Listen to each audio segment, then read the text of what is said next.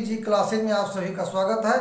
आज हम जो भारत के सबसे पहले प्रथम राष्ट्रपति थे डॉक्टर राजेंद्र प्रसाद, उनके द्वारा लिखित जो आपके यहाँ हाई स्कूल में निबंध है भारतीय संस्कृति, आज हम इसमें परिचर्चा करेंगे और इसको आप लोग होमवर्क कर लेना।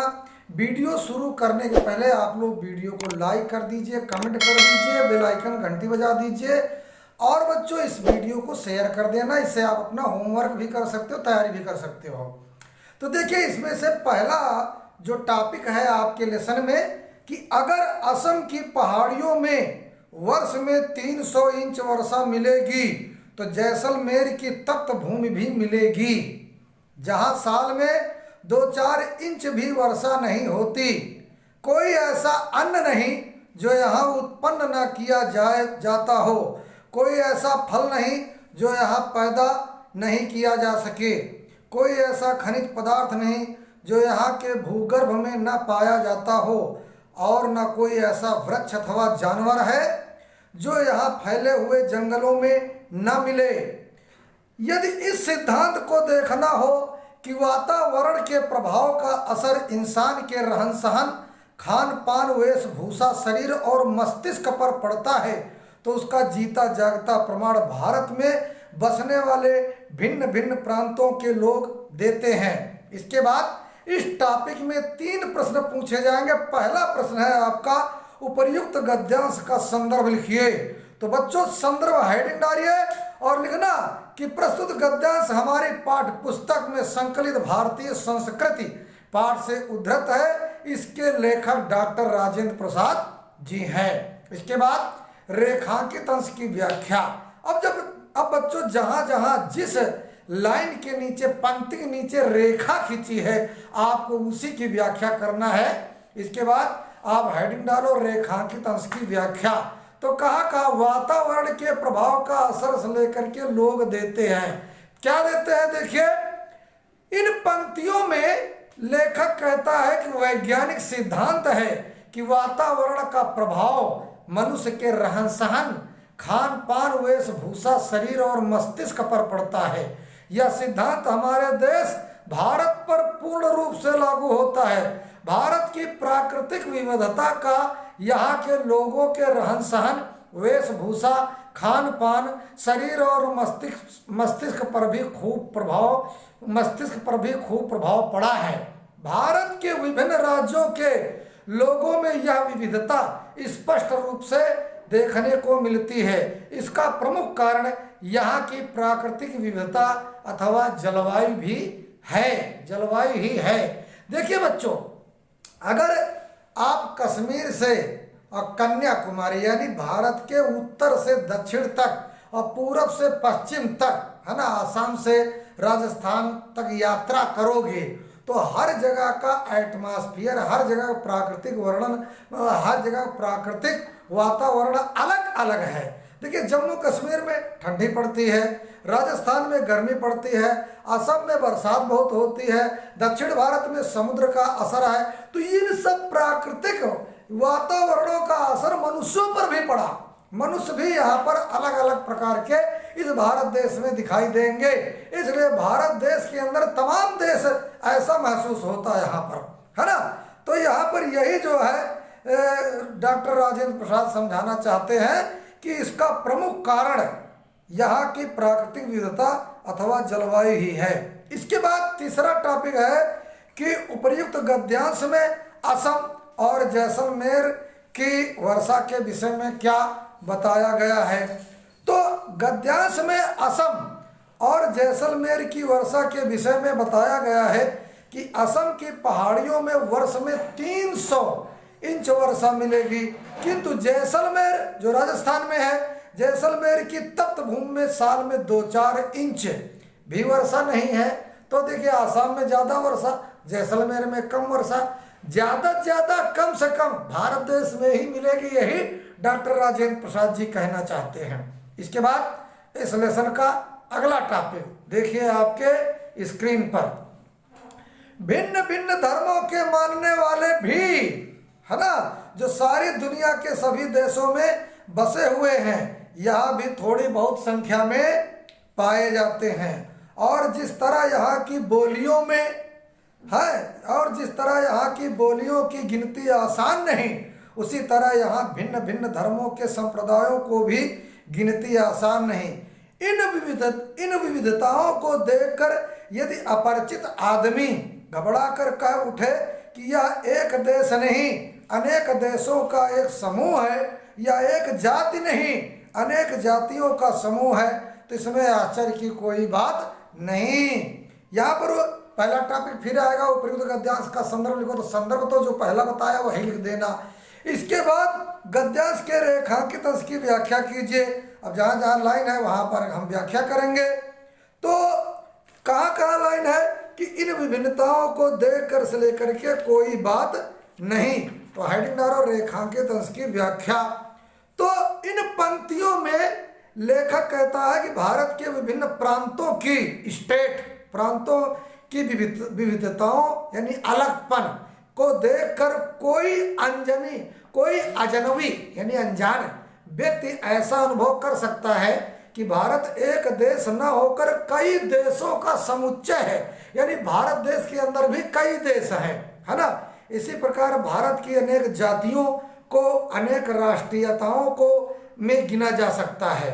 ऊपर से देखने पर ऐसा ही आभास मिलता है, जबकि गहराई में देखने पर पता चलता है कि सबने एक में मिश्रित होकर विराट भारतीय संस्कृति की उच्चता को और अधिक गौरवशाली बनाया है।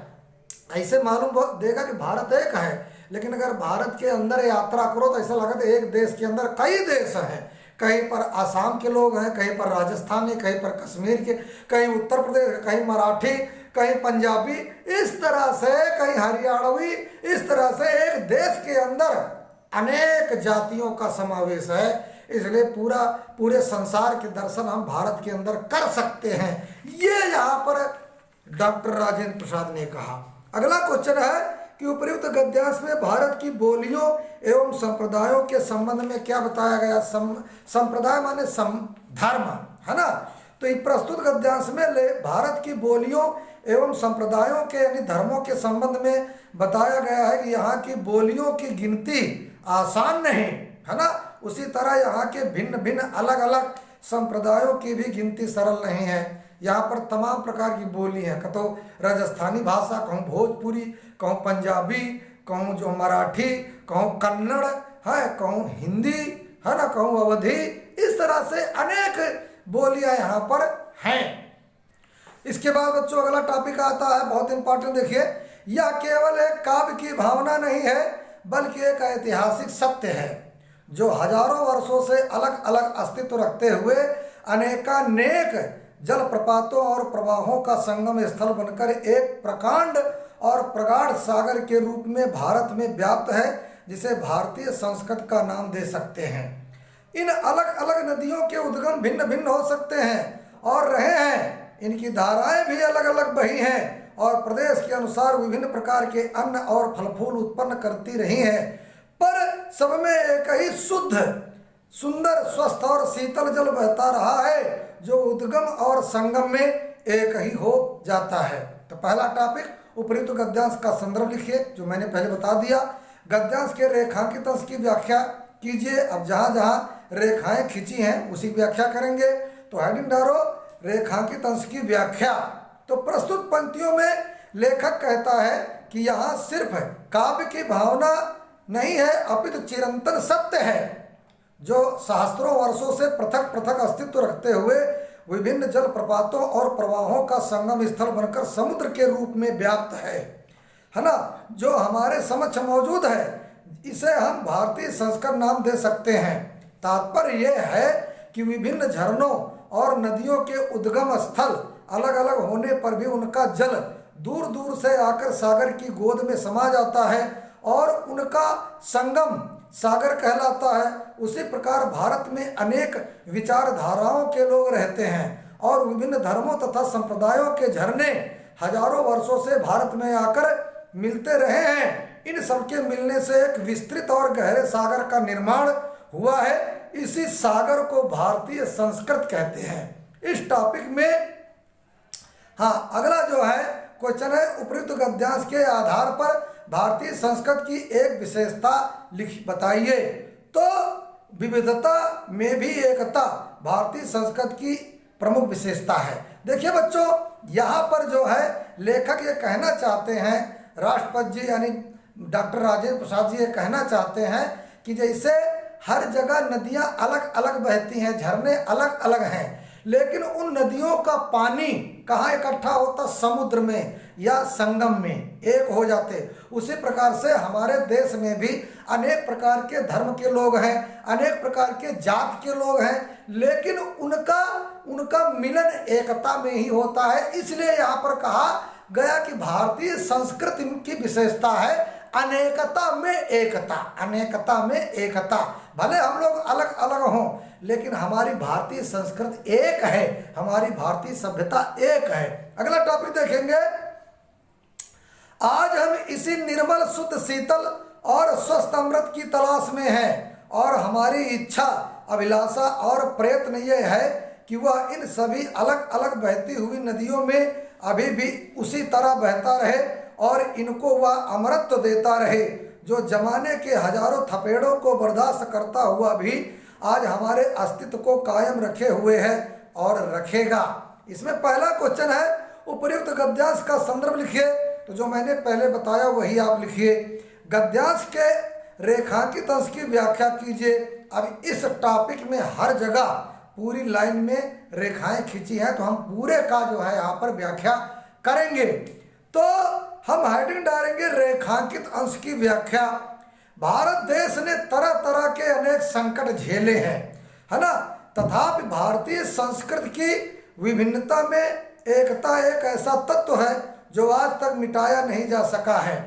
न जाने कितनी बार इस देश पर बाहरी लोगों द्वारा आक्रमण किए गए और अनगिनत बार यह देश आक्रमणकारियों की धर्मांधता का शिकार हुआ, किंतु यहाँ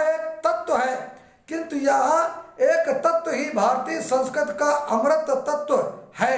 यह अमृत तत्व आज भी हमारे अस्तित्व को कायम रखे हुए है और भविष्य में इसे कायम रखेगा। देखिए बच्चों, हमारे देश में जितने बाहरी जो लोग आए हों, उन्होंने हमारी भारतीय सभ्यता और हमारी भारतीय संस्कृति पर आक्रमण किया है, उसे बर्बाद करने की कोशिश किया है। लेकिन हमारी ये एक विभिन्नता में एकता, ये विशेषता रही है, हमारा अस्तित्व को वो मिटा नहीं पाए और आज हम उसी प्रकार से जो है अमिट बने हुए हैं। उन्होंने हमें मिटाने की कोशिश किया, लेकिन वो मिटा नहीं पाए, क्योंकि भारतीय संस्कृति, भारतीय सभ्यता सत्य पर आधारित है, इसलिए उसको मिटा नहीं पाए। तमाम बाहरी आक्रमणकारियों ने हमारी सभ्यता को मिटाना चाहा, लेकिन आज भी हमारी सभ्यता कोई मिटा नहीं पाया, इसका मुख्य कारण है कि हमारी सभ्यता अहिंसा और त्याग को शिक्षा देती है, इसलिए हमारी सभ्यता में सच्चाई है, इसलिए हमारे अस्तित्व को कोई मिटा नहीं पाया। अगला क्वेश्चन है, हमारे अस्तित्व को कौन कायम रखे हुए है? वही क्वेश्चन का आंसर हम दे रहे हैं। भारतीय संस्कृति अनेक थपेड़ों को बर्दाश्त करती हुई आज भी हमारे अस्तित्व को कायम रखे हुए है और वह अस्तित्व है हमारी सच्चाई, हमारी सत्यता। इसके बाद बच्चों अगला टॉपिक आता है कि यह एक नैतिक और आध्यात्मिक स्रोत है जो अनंत काल से प्रत्यक्ष या अप्रत्यक्ष रूप से संपूर्ण देश में बहता रहा है और कभी कभी मूर्त होकर हमारे सामने आता रहा है। यह हमारा सौभाग्य रहा है कि हमने ऐसे ही मूर्त रूप को अपने बीच चलते फिरते, हंसते रोते भी देखा है और जिसने अमृत की स्मृति दिलाकर हमारी सूखी हड्डियों में नई मज्जा डाल हमारे मृत प्राय शरीर में नए प्राण फूंके और मुरझाए हुए दिलों को फिर खिला दिया। यह अमृत सत्य और अहिंसा का है जो केवल इसी देश के लिए नहीं, आज मानव मात्र के जीवन के लिए अत्यंत आवश्यक हो गया है। तो बच्चों देखिए, इस टॉपिक में उपर्युक्त गद्यांश का संदर्भ लिखिए।